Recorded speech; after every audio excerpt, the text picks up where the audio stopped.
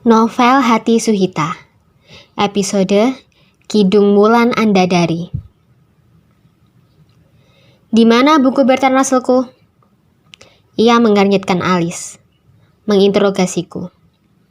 Aku cepat-cepat mengambil buku sejarah filsafat barat itu dari meja riasku. Tadinya buku itu tergeletak terbuka di lengan sofa. Aku takut buku setebal itu menimpa pelipisnya saat ia begitu saja merebahkan kepala di sana. Maka aku membereskannya. Gak usah mindah-mindah buku yang kubaca, katanya cukup lantang tanpa melirikku. Aku tak mungkin menjelaskan kecemasanku kepadanya karena itu akan sia-sia. Dia begitu dingin, hanya bicara seperlunya walaupun aku ini istrinya. Dia membuka lembar-lembar buku dengan tergesa, seperti menyimpan rasa jengkel karena halaman akhir yang sedang ia baca malah kumusnahkan jejaknya. Sejurus kemudian, dia tenggelam menekuni lagi paragraf demi paragraf bacaannya. Kuhela napas panjang. Sampai kapan dia menganggapku orang asing? Dia tidak pernah tahu bahwa selama 2 jam tadi aku memakai lulur pengantin di kamar mandi. Dia tidak tahu bahwa aku sudah memakai lingrin di balik gamisku. Lingrin warna kuning gading. Dia tidak memperhatikan bahwa aku sudah bersolek dan siap melayaninya. Aku sudah siap menjemput pahala, tapi dia sama sekali tidak tergoda. Maka, aku memilih diam, membuka jendela, lalu duduk bersila menderas Al-Qur'anku. Aku tak sanggup menahan kesunyian. Kulihat di balik rimbun daun delima, bulan purnama bulat sempurna. Aku ingat dongeng-dongeng yang kubaca, bahwa air laut akan pasang bila ditarik purnama. Apalagi air dalam tubuh. Itu sebabnya zaman dahulu kala, meski setiap hari raja-raja bersenang-senang dengan selir, khusus di malam purnama, ia hanya akan bercumbu dengan permaisurinya. Sebab saat bulan purnama bulat bundar, saat itulah unsur tubuh, termasuk sperma mencapai puncak primanya untuk menurunkan benih terbaik putra mahkota. Itu yang kubaca dari dongeng di perpustakaan kakek abah dari ibuku. Tapi di kamar ini tak terjadi apa-apa. Purnama atau sabit sama saja. Tak menggerakkan matanya untuk melihatku, tak menuntunnya untuk menyentuhku.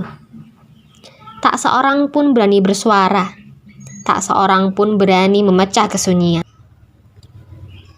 Dia memandang layar ponselnya lalu tersenyum. Aku menduga senyum itu bersumber dari Ratna Rengganis. Aku mendengar deru badai cemburu dalam debarku sendiri. Saya ambilkan air putih, Gus? Nggak usah, nanti aku ambil sendiri, sahutnya. Kadang, melihat sikapnya kepadaku, aku merasa seperti Ekalaya, menanggung duka karena diabaikan dan ditolak oleh guru Durona. Ekalaya alias Palgunadi ingin menguasai ilmu Danuweda, ilmu memanah yang hanya dipunyai Resi Drona. Tapi sang resi menolaknya mentah-mentah karena ia terlanjur bersumpah bahwa ilmu Danuweda hanya akan diturunkan kepada Arjuna, keturunan Hastina. Baginya Arjunalah yang akan paling pandai memanah di seluruh jagat raya. Penolakan Drona membuat Ekalaya belajar sendiri. Karena cintanya kepada Resi Drona, ia membuat patung Resi Drona.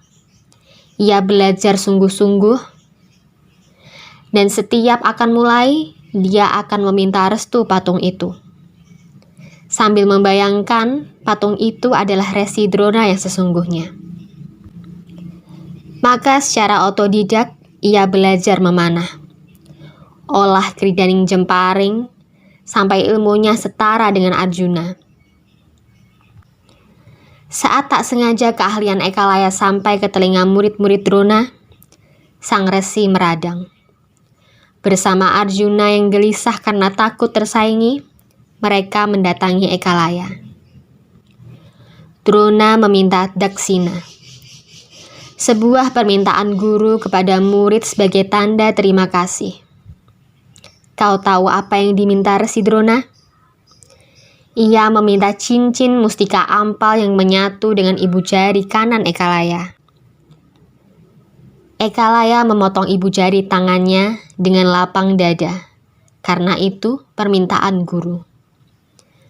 Pada saat itu juga ia tidak menyadari bahwa dengan terpotongnya ibu jari, musnahlah kemampuan memanahnya. Kau tahu, dalam memanah, ibu jari adalah alat utama. Setiap membayangkan Ratna Rengganis, hatiku melonglong panjang dalam ketakutan. Aku tak punya apapun yang bisa membuat Mas Biru memilihku. Bahkan meski dia tahu pesantrennya ini berkembang pesat berkat ide dan ketelatenanku. Bahkan meski dia tahu, Abah dan Umi sangat bergantung padaku. Melihat purnama, sementara tubuhku menggeletar sia-sia. Rasanya aku ingin pergi, mencari hangatku sendiri. Tapi aku terlanjur mencintainya. Namanya Al-Biruni, mengambang dalam tiap malam dalam doaku. Setiap aku ingin pergi, aku ingat bahwa Abah dan Umi mendamba putra mahkota lahir dari rahimku. Wajah Mas Biru dengan rambut dan kulit bersihnya akan mewaris ke putra-putri kami. Aku tak boleh tenggelam dalam nestapa, sebab namaku adalah Suhita, Dewi Suhita, yang membuat Candi Sukuh dan Candi Ceta di lereng Gunung Lawu. Aku yang mewarisi namanya. Tak perlu membuat tempat pemujaan atau punden. Aku hanya perlu belajar pada ketabahan Ekalaya yang ditolak dan diabaikan.